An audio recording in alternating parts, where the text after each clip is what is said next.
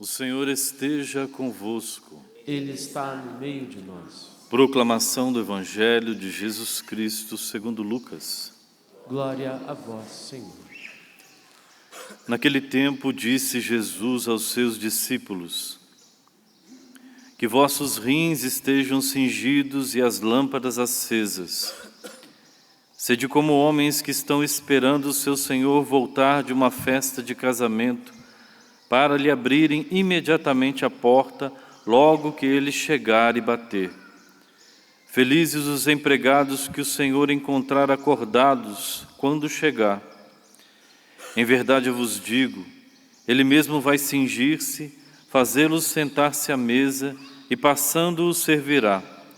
E caso ele chegue à meia-noite ou às 3 da madrugada, felizes serão se assim os encontrar. Palavra da salvação. Glória a vós, Senhor.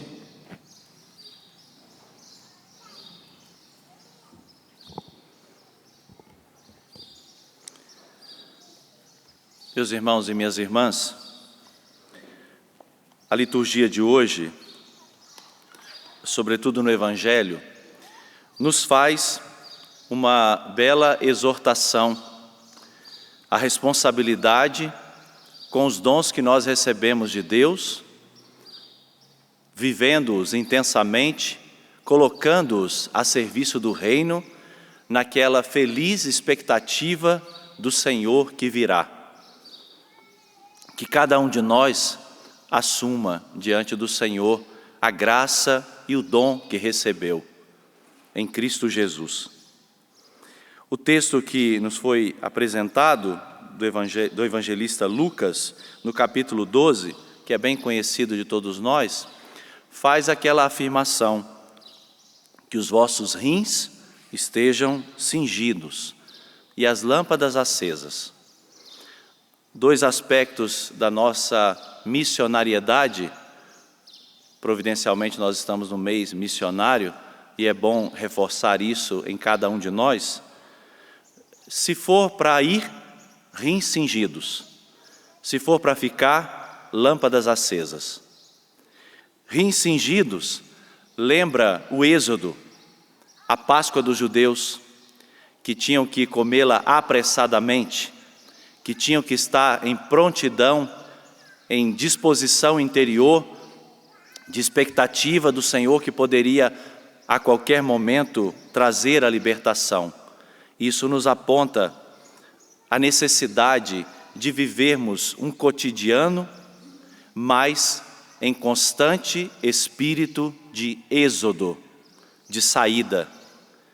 Porque uma vida cimentada, uma vida de apegos, uma vida feita de cadeiras cativas, não corresponde à genuinidade de um espírito missionário. É totalmente contrário. O missionário, ele precisa ter os seus rins cingidos, ou seja, a disposição interior de viver um êxodo constante. Por quê? O que isso sinaliza? Essa não é a nossa pátria. Nós, como cristãos, caminhamos para outra pátria. Nós temos uma outra morada.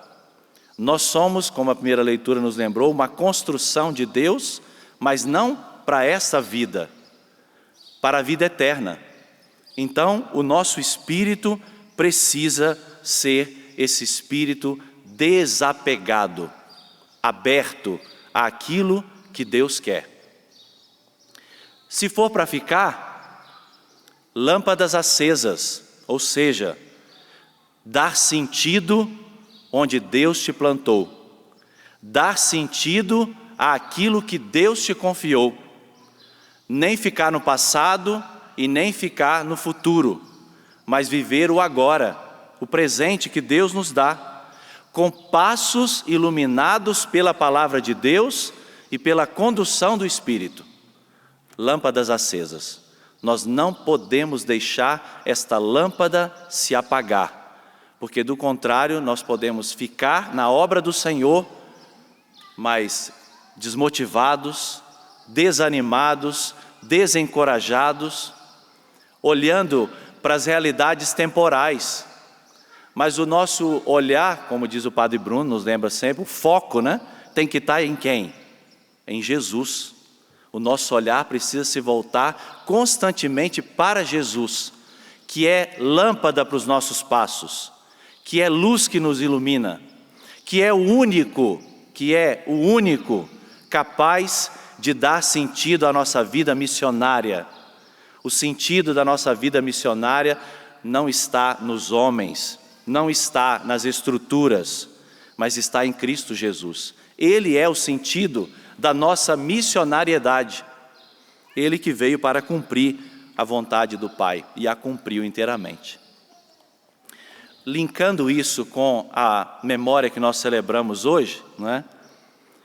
Quem mais do que João Paulo II, São João Paulo II, viveu e encarnou essa realidade? Estando lá no Vaticano, exercendo o seu ministério petrino, ele tinha lâmpadas acesas. Mas saindo do Vaticano, nas suas inúmeras viagens, ele era portador desta boa nova aonde ele pisava. Gente, foram 129 países visitados. 129. Só o nosso Brasil teve a alegria de tê-lo aqui 3 vezes, em 3 visitas apostólicas. Em 1980, quando ele visitou Brasília e mais 13 cidades, ele percorreu em 13 dias 14 mil quilômetros, em 1980. Eu nasci nesse ano. Minha mãe ia me batizar de João Paulo, porque eu nasci em setembro, foi logo depois da visita do Papa, mas ela escolheu Donizete depois no final. Da segunda viagem, em 1991, ele visitou 10 capitais do Brasil. E depois, em 97, para o Encontro Mundial das Famílias no Rio de Janeiro. Gente, foram 20 estados do nosso Brasil visitados por São João Paulo II. Que graça nós tivemos, que privilégio o Brasil, com essa dimensão continental, deste tamanho, ser visitado por um pontífice de norte a sul, de leste a oeste. Um privilégio.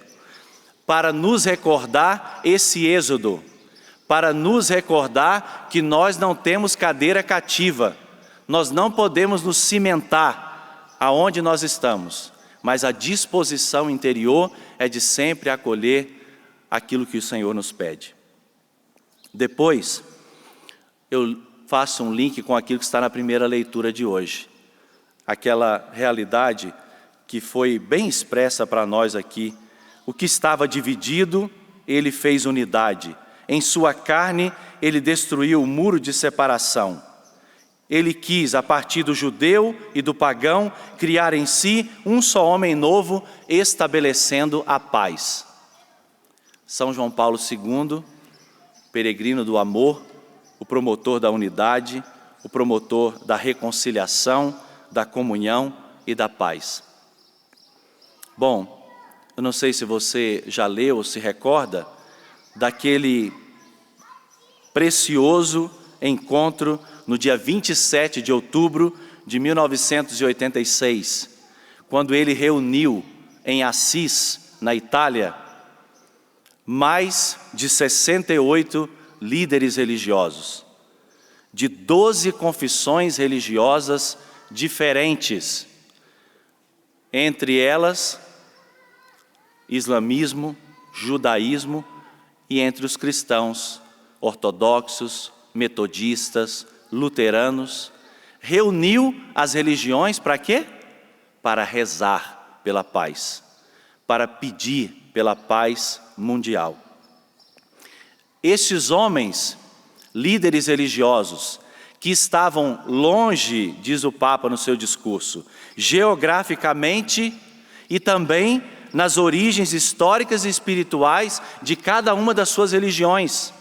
Estavam longe, geograficamente e por causa das origens de cada religião, mas foram postas uma ao lado das outras para rezar pela paz.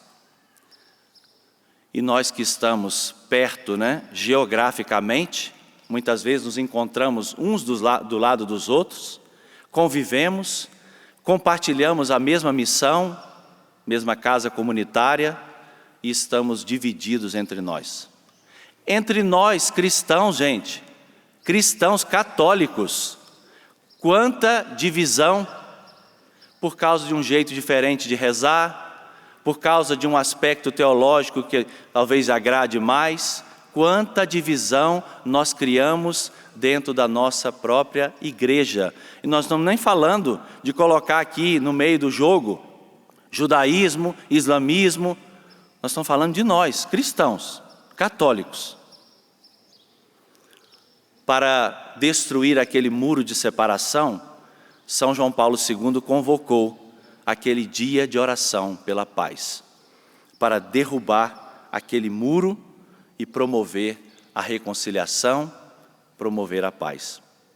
É hoje também um outro elemento para a nossa meditação pessoal, celebrando a sua memória, que Ele também interceda por nós, Igreja Católica, cristãos, que Ele interceda também por nós, para que nós não percamos também de vista esta necessidade de criarmos comunhão, sobretudo com aqueles que são diferentes de nós, que muitas vezes nós não toleramos, nós expulsamos da nossa vida.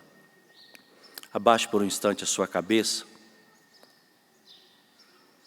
Peça a intercessão deste grande santo, que pisou esse solo brasileiro, que andou por estas terras, talvez ele visitou o seu estado, a sua cidade.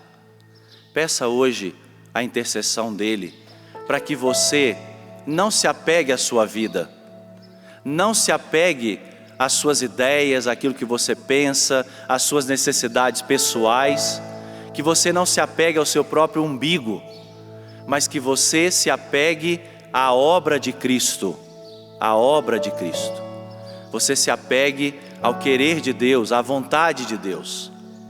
E seja onde você está plantado, plantada, instrumento de paz, de comunhão, de reconciliação, de unidade, em nossas comunidades, em nossas famílias, nas nossas realidades eclesiais. Dai-nos a graça, Senhor, por intercessão de São João Paulo II, de sermos um testemunho vivo de comunhão e de unidade, de sermos um testemunho vivo de amor pela igreja, pelo reino dos céus. É isso que nós te pedimos, Senhor, como comunidade que reza, que confia e que crê que tudo está nas tuas mãos. Glória ao Pai, ao Filho e ao Espírito Santo, como era no princípio, agora e sempre. Amém.